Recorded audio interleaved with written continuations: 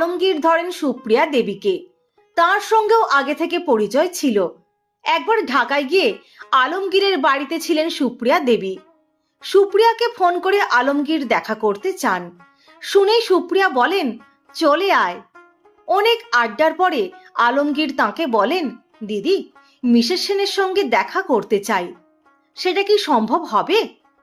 তার কথা শুনে সুপ্রিয়া বলেছিলেন, কলকাতায় তুই যা জিনিস চাইবি তাই এনে দেব, কিন্তু এটা তো একেবারেই হবে না। সুপ্রিয়া হাত তুলে নেওয়ায় আলমগীর ধরেন রঞ্জিত মল্লিককে, কিন্তু রঞ্জিত মল্লিকের সাধ্য ছিল না সেই সুযোগ করে দেওয়ার। তবে এক প্রযোজক আলমগীরকে পরামর্শ দেন আর এক প্রযোজক রত্না দেবীর সঙ্গে কথা বলতে, কারণ উত্তম কুমার ও সুচিত্রা সেনকে নিয়ে তিনি ছবি বানিয়েছেন।